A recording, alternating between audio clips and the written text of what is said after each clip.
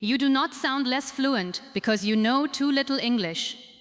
Very often, you sound less fluent because you are trying to build every sentence from zero. You know the grammar, you know the vocabulary, you may even understand almost everything you hear. But the moment someone looks at you and waits for your answer, your mind becomes a crowded room. 10 possible sentences appear. You start checking the tense. You start translating. You start wondering whether your pronunciation is correct. And while you are trying to create the perfect answer, the conversation moves forward without you. That is why fluent speakers do not speak by inventing every sentence word by word. They use ready-made pieces of language, small phrases, natural bridges, simple expressions that give them time, show emotion, connect ideas, and keep the conversation alive. Today, I want to give you 25 of those phrases. But more importantly, I want to show you how to use them with confidence. Because a phrase is not powerful when it stays in your notebook. It becomes powerful when it enters your voice. You do not need complicated words to sound intelligent. You do not need a perfect accent to sound confident. You do not need to speak quickly to sound fluent. You need clear thoughts, useful phrases, and the courage to stay present. Your voice does not need permission to exist. It needs practice. Lesson 1. Fluency begins with connection, not perfection. The first mistake many English learners make is believing that fluency means speaking without stopping. It does not. Even native speakers pause, change direction, search for words, and correct themselves. The difference is that they know how to hold the conversation while they are thinking. The first phrase is, to be honest. This phrase is simple, but it immediately makes your answer sound personal and natural. It tells the listener that you are about to share what you genuinely think or feel. Someone asks, "Did you enjoy the movie?" You can say, "To be honest, I expected it to be better." Someone asks, "Are you nervous about the interview?" You can say, "To be honest, I am a little nervous, but I am also excited." Notice what happens. You are not giving a dry answer. You are opening a small door into your real opinion. That is what natural conversation is. It is not only the exchange of information, it is the exchange of human experience. The second phrase is, "The thing is." Use this when you need to explain the real reason behind something. Why did you not go to the meeting? The thing is, I was not feeling well. Why do you want to improve your English? The thing is, I understand people, but I struggle to answer quickly. This phrase helps you move from the surface of the conversation to the deeper reason. It also gives your voice a calm rhythm. Instead of rushing into a complicated explanation, you begin with a familiar bridge. The third phrase is, "as far as I know." This is useful when you believe something is true, but do not want to sound 100% certain. As far as I know, the office closes at 6. As far as I know, she has already submitted the report. As far as I know, this course is available online. This phrase protects you from pretending to know more than you know. And that is not weakness. Honest uncertainty is a form of intelligence. Confident people do not need to act certain about everything. They can say, "This is what I know right now." The fourth phrase is, "Let me think." Some learners believe that saying this makes them sound slow. In reality, it makes them sound calm. When someone asks you a difficult question, you do not have to attack the silence. You can use it. "What was the best decision you made last year?" Let me think. I would say leaving a job that was no longer helping me grow. What kind of books do you enjoy? Let me think. I usually enjoy biographies and books about human behavior. Let me think gives you time without disconnecting from the listener. It shows that you heard the question and that you are preparing an answer. These 4 phrases do something important. They remove the pressure to begin perfectly. To be honest helps you express your truth. The thing is helps you explain. As far as I know, helps you speak carefully. Let me think gives you time, but do not memorize them like a list of formulas. Attach them to your life. You may have spent years hiding behind short answers because short answers felt safe. Yes, no, maybe, I do not know.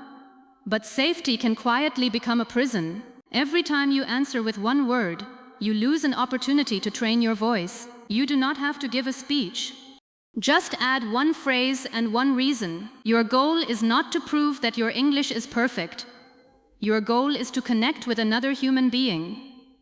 When connection becomes the goal, pressure becomes lighter. You stop asking, "Was every word correct?" and start asking, "Did I communicate what I meant?"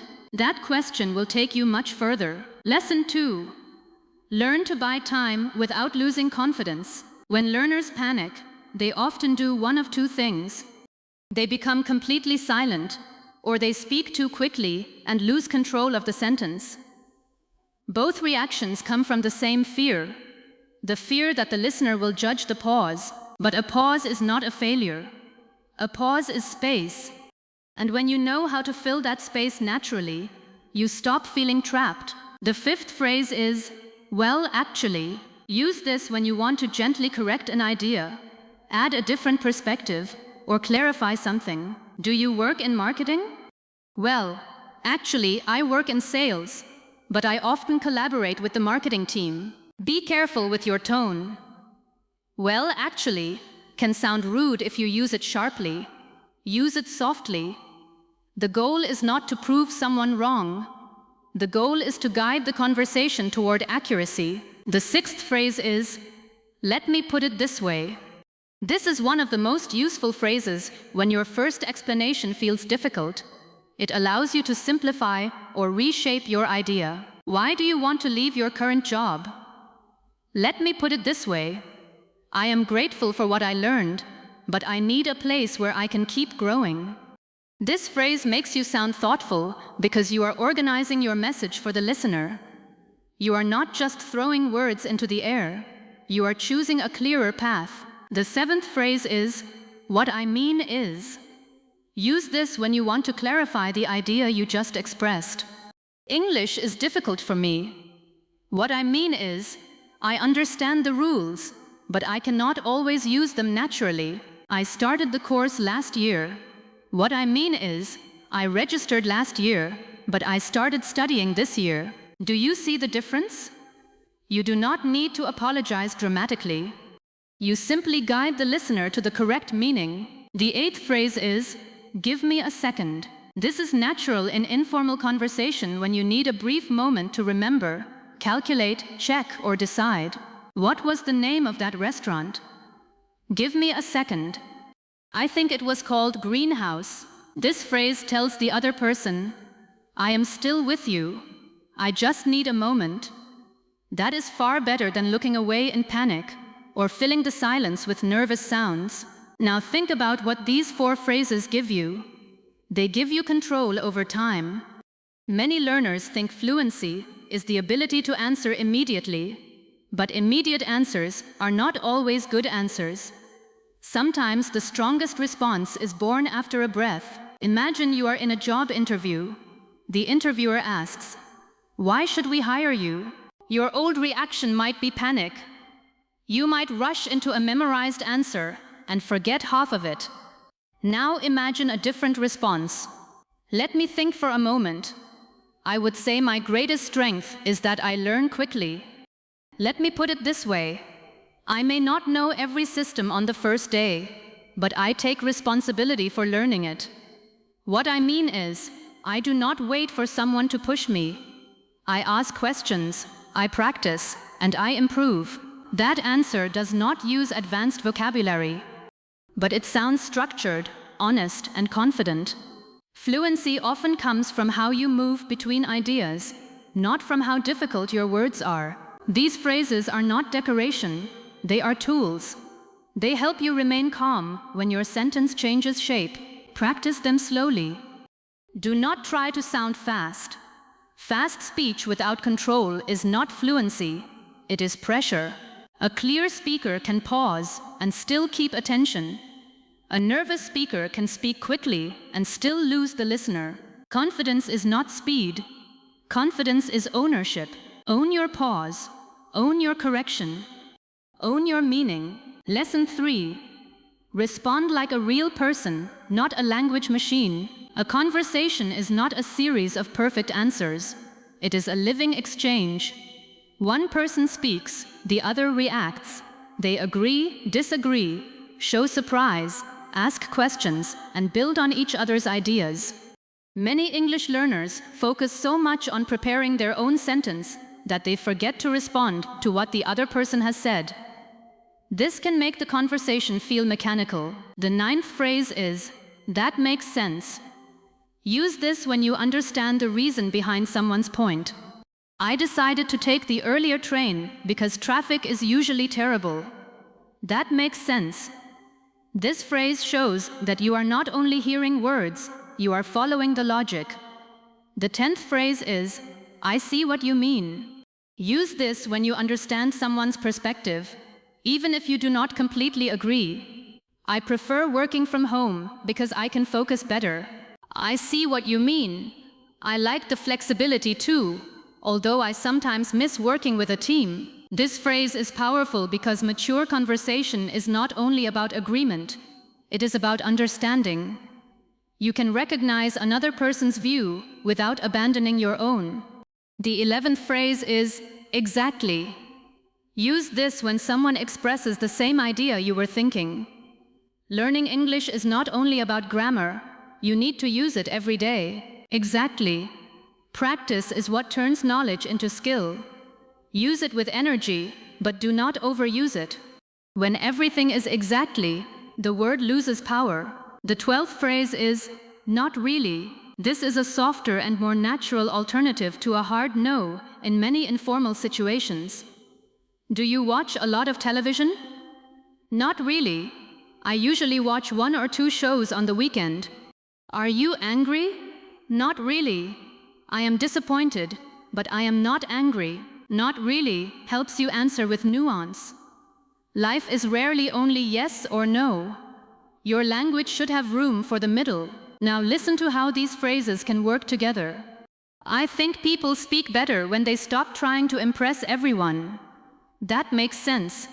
When you are trying too hard, you become tense. Exactly. You start monitoring every word. I see what you mean, but do you think grammar is unimportant? Not really.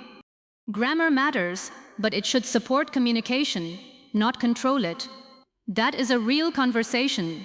The language is simple, but the exchange feels alive. Too many learners enter conversations carrying invisible pressure.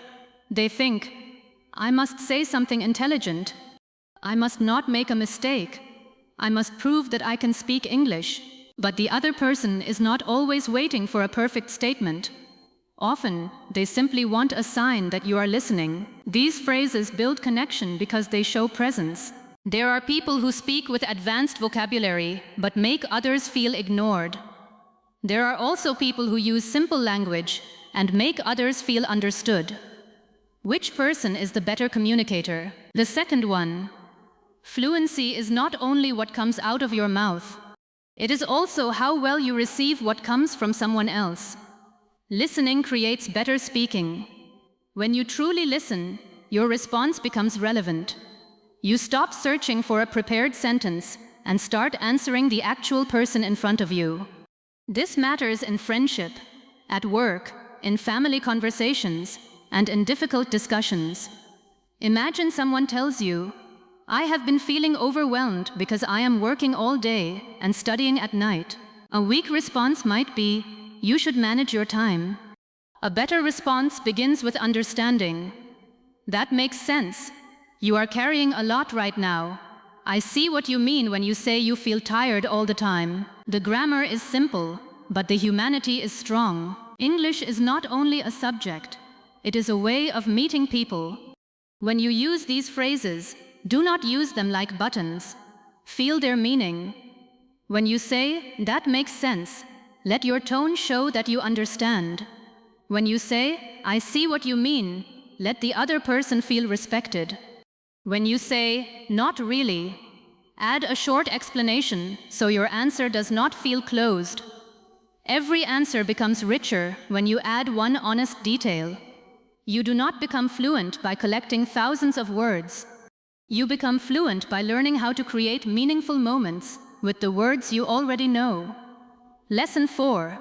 Express your opinion without sounding aggressive or unsure. Many learners struggle when they need to share an opinion. Some speak too softly because they are afraid of being wrong. Others use very direct language that sounds stronger than they intended. You need phrases that allow you to stand inside your opinion without attacking anyone else. The 13th phrase is, "In my opinion." This is clear and useful in both formal and informal situations. In my opinion, the best way to learn vocabulary is to use it in context. The phrase makes it clear that you are sharing a personal view, not declaring an unquestionable fact. The 14th phrase is, "From my point of view." This is slightly more reflective. It emphasizes the perspective from which you are seeing the situation. From my point of view, the project failed because we did not communicate clearly. This phrase is useful in discussions where people may have different experiences. It reminds everyone that one situation can look different from different positions. The 15th phrase is, "It seems to me." Use this when your opinion is based on what you have observed, but you want to leave room for another interpretation. It seems to me that many learners know enough English, but they do not trust themselves. This phrase sounds thoughtful because it does not pretend that your interpretation is the only possible one. The 16th phrase is, "I would say." This is one of the most natural ways to give an opinion, estimate, or answer. What is the most important skill for a leader? I would say the ability to listen. "I would say" sounds more conversational than a rigid statement. It also gives you a moment to shape the rest of your answer. Now let us be honest. Some learners hide behind these phrases too much. They say, "Maybe, perhaps, I think, I am not sure," even when they have a clear opinion. That does not make them polite. It can make their message weak. The purpose of these phrases is not to erase your confidence. It is to frame your confidence with respect. Good speaking is not only about having an opinion. It is about carrying that opinion responsibly. Your words should be strong enough to represent you, and gentle enough to leave room for another person. Practice with real topics. In my opinion, social media can be useful, but it can also damage our attention. From my point of view, discipline is more reliable than motivation. It seems to me that many people are exhausted because they never allow themselves to rest. I would say the greatest obstacle in speaking English is fear, not grammar. Now add reasons. In my opinion, social media can be useful, but it can also damage our attention because we get used to constant stimulation. From my point of view, discipline is more reliable than motivation because motivation changes from day to day. It seems to me that many people are exhausted because they never allow themselves to rest without feeling guilty. I would say the greatest obstacle in speaking English is fear, not grammar, because many learners know the rules but remain silent. There is your fluency. Phrase, opinion, reason. You do not need a long speech. You need a clear structure. This also helps in meetings. In my opinion, we should delay the launch by 1 week because the testing is incomplete. From my point of view, the customer's main concern is not the price, it is trust. It seems to me that we are discussing too many problems at once. I would say our first priority should be fixing the payment issue. Simple, clear, professional. Your voice becomes stronger when you stop using English only to answer questions and begin using it to shape ideas. You are allowed to contribute. You are allowed to disagree. You are allowed to say, "This is how I see it." Do not wait until your English is perfect before expressing meaningful thoughts. Your thoughts deserve language now. Lesson 5. Keep the conversation moving naturally. Sometimes a conversation ends not because you have nothing to say, but because you do not know how to move from one idea to the next. Fluent speakers use small transition phrases. These phrases are like bridges. They help the conversation turn, expand, and continue. The 17th phrase is, by the way. Use this when you want to introduce a new but related topic. By the way, did you receive my email? By the way, how was your trip? I finished the book you recommended. By the way, do you know any similar books? This phrase is natural, but it should not be used to interrupt something important. Wait for a suitable moment, then change direction. The 18th phrase is, speaking of that. Use this when the current topic reminds you of something connected. I started exercising again last week. Speaking of that, have you tried the new gym near the park? We are planning a team dinner. Speaking of that, we should ask everyone about dietary restrictions. This phrase creates a smooth link. You are not randomly changing the subject. You are showing how one idea led to another. The 19th phrase is, that reminds me. Use this when something makes you remember a story, task, person, or experience. You mentioned your school days. That reminds me of a teacher who completely changed my life. We need to buy groceries. That reminds me. We are out of coffee. This phrase is excellent for storytelling because it invites you to bring in a memory. The 20th phrase is, what about you? This may be one of the most important phrases in conversation. I enjoy working in the morning. What about you? I have been learning English for 2 years. What about you? My favorite way to relax is walking. What about you? Some learners answer every question but forget to return the interest. What about you? Turns an interview into a conversation. It shows curiosity and balance. People enjoy speaking with those who are interested in them. You do not need to be the funniest person in the room. You do not need endless stories. You need to know how to open space for the other person. Now imagine talking to a friend. I have been trying to sleep earlier. Speaking of that, I stopped using my phone before bed, and it has helped a lot. Really? I should try that. That reminds me, I found a simple breathing exercise too. I will send it to you. Again, no advanced words, just connection. Many learners think they are bad at conversation because they do not know enough vocabulary. Often, the real problem is that they treat each sentence as an isolated island. Transition phrases build bridges between those islands. Use by the way to open a new direction. Use speaking of that to connect with the current topic. Use that reminds me to introduce a memory or related thought. Use what about you to return the conversation. But remember this, keeping a conversation alive does not mean forcing it. Some conversations naturally become quiet. Some people give short answers because they are tired, distracted, or uninterested.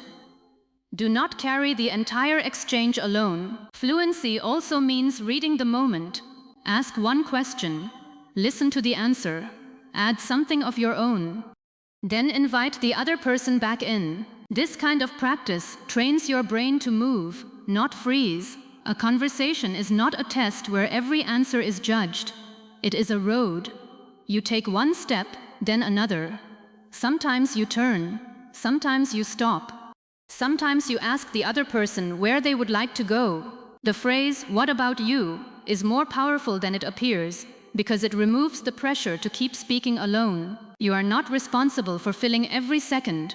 You are responsible for participating with sincerity. Lesson 6. Handle uncertainty and mistakes like a confident speaker. One of the greatest differences between confident and anxious speakers is not the number of mistakes they make. It is what they do after a mistake appears. An anxious speaker treats a mistake like an emergency. A confident speaker treats it like a small adjustment. The 21st phrase is, "I'm not sure." This is honest, direct, and useful. I'm not sure when the meeting starts. I'm not sure how to pronounce that word. I'm not sure whether this is the best option.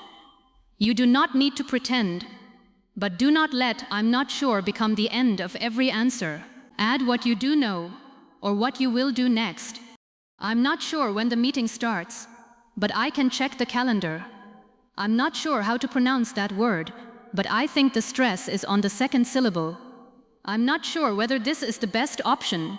We may need more information.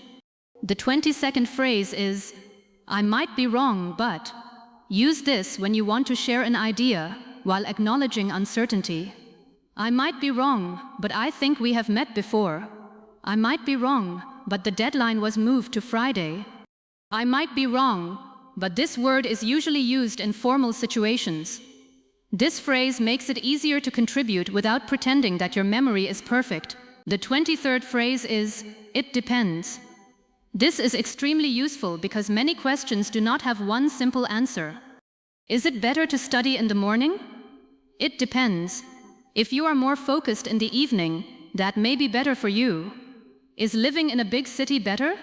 It depends on your priorities. Cities offer more opportunities, but they can also be stressful. How long does it take to speak English fluently? It depends on your starting level, your practice, and how often you use the language. But never say only, it depends, and stop. Explain what it depends on, otherwise, your answer sounds incomplete. The 24th phrase is, let me rephrase that. This is your rescue phrase. Use it when your sentence becomes confusing or does not express what you intended. The project was unsuccessful because the team was careless. Let me rephrase that. The team did not have enough time or clear instructions. I do not want to join. Let me rephrase that. I cannot join this week, but I would like to participate next time. This phrase gives you permission to begin again. And perhaps that is what many learners need most. Permission to begin again without shame. You will forget words. You will use the wrong tense. You will pronounce something incorrectly. You will start a sentence that becomes too complicated. None of this means you are failing. It means you are speaking. A person who never makes mistakes in English may simply be a person who never uses English. Do not build your identity around avoiding mistakes. Build it around recovering from them. Imagine you are explaining your work. I am responsible for checking the orders and send them to the warehouse. Let me rephrase that. I check the orders, and then I send the details to the warehouse. That correction is clean. No panic. No long apology. Imagine you give the wrong information. The event is on Thursday. I might be wrong, but let me check. Sorry, it is actually on Friday. Again, simple recovery. Fluency is not a straight road. It includes repairs. Native speakers repair their language all the time. They say, no, wait. That is not what I meant. Let me say that again. The ability to repair is part of fluency. You do not become confident by guaranteeing that nothing will go wrong. You become confident by trusting yourself to continue when something does go wrong. This lesson is bigger than language. There will be moments in life when you choose the wrong word, the wrong path, or the wrong person. You may wish you could erase the beginning, but life often does not offer erasers. It offers rephrasing. You can say, that is not the direction I want anymore. You can say, I might have been wrong. You can say, it depends on what I value now. You can say, let me begin again. There is strength in correction. Pride says, I must never be wrong. Growth says, when I am wrong, I will learn. Bring that attitude into English. When you do not know, say, I'm not sure. When you have an uncertain idea, say, I might be wrong, but. When the answer changes by situation, say, it depends. When your sentence fails, say, let me rephrase that. These are not weak phrases. They are the language of a person who is secure enough to be honest. Lesson 7. Turn these phrases into your natural voice. The 25th phrase is, I really appreciate that. Use it when someone helps you, encourages you, explains something, gives you time, or shows kindness. I really appreciate that. I really appreciate your help. I really appreciate you taking the time to explain this. This phrase sounds warmer than a quick thanks because it names the value of what the person did. But why end with appreciation? Because language is not only about sounding fluent, it is about making people feel something. A fluent sentence that carries no respect, no curiosity, and no warmth is only noise. The most memorable speakers are not always the ones with the biggest vocabulary. They are the ones who make us feel seen. Now you have 25 phrases. To be honest, the thing is, as far as I know, let me think. Well, actually, let me put it this way. What I mean is, give me a second. That makes sense. I see what you mean. Exactly. Not really. In my opinion, from my point of view, it seems to me, I would say, by the way, speaking of that, that reminds me. What about you? I'm not sure. I might be wrong, but it depends. Let me rephrase that. I really appreciate that. The question is not whether you understand them. The question is whether you will use them. Understanding creates comfort. Repetition creates ability. Do not try to master all 25 today. That is how people turn a simple practice into a heavy burden. Choose 5. Use those 5 for 1 week. You might choose, to be honest. Let me think. That makes sense. What about you? Let me rephrase that. Write one personal sentence with each phrase. To be honest, I feel nervous when I speak in groups. Let me think. I would say my biggest goal is to speak with confidence. That makes sense, because language requires regular practice. I enjoy learning through videos. What about you? I want to speak perfect English. Let me rephrase that. I want to speak clear and natural English. Then say those sentences aloud every day. And now I want to tell you something directly. Stop waiting to become fearless. You may still feel nervous. Your hands may still become cold. Your heart may still beat faster when someone speaks to you unexpectedly. Speak anyway. Courage is not the disappearance of fear. Courage is deciding that fear will not be the only voice in the room. That is your goal. Do not chase difficult English. Chase useful English. Do not collect phrases only because they sound impressive. Use phrases that help you tell the truth, explain your ideas, understand others, and stay present. To be honest, this will take practice. The thing is, practice does not need to be perfect. As far as I know, every strong speaker was once an uncertain beginner. Let me think.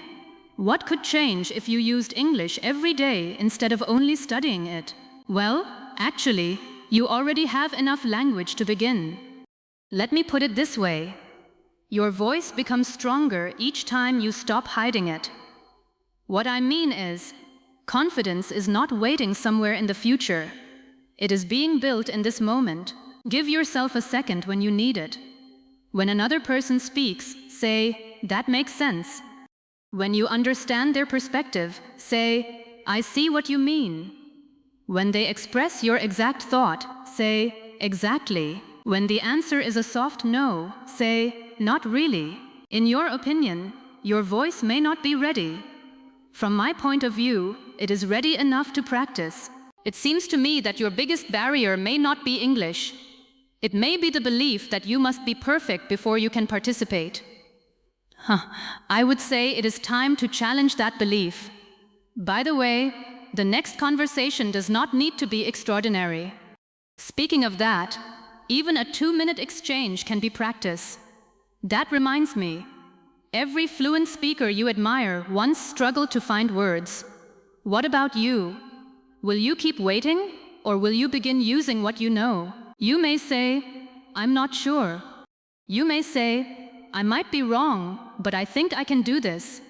You may say, it depends on how brave I feel. And when fear interrupts, say, let me rephrase that. It depends on whether I choose to act despite the fear. Then look at your own effort and say, I really appreciate that I did not give up, because you deserve to recognize your progress. Not fake progress, not imaginary progress, real progress. The first time you answer without translating every word. The first time you correct yourself and continue. The first time you make someone laugh in English. The first time you express an opinion clearly. The first time you finish a conversation and realize that you were not perfect, but you were present. That is progress. And presence is where fluency begins. So take these 25 phrases. Choose 5. Speak them today. Use them badly if necessary.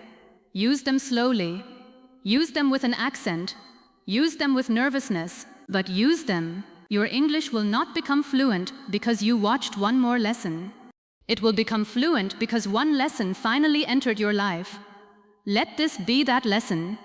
Let this be the day you stop waiting for the perfect sentence and start building a real voice. Your words do not need to be perfect to be meaningful. Your accent does not need to disappear for your message to matter. Your fear does not need to vanish before you speak. Take a breath. Let me think. To be honest, I believe you are more capable than your silence has allowed you to see. Now speak.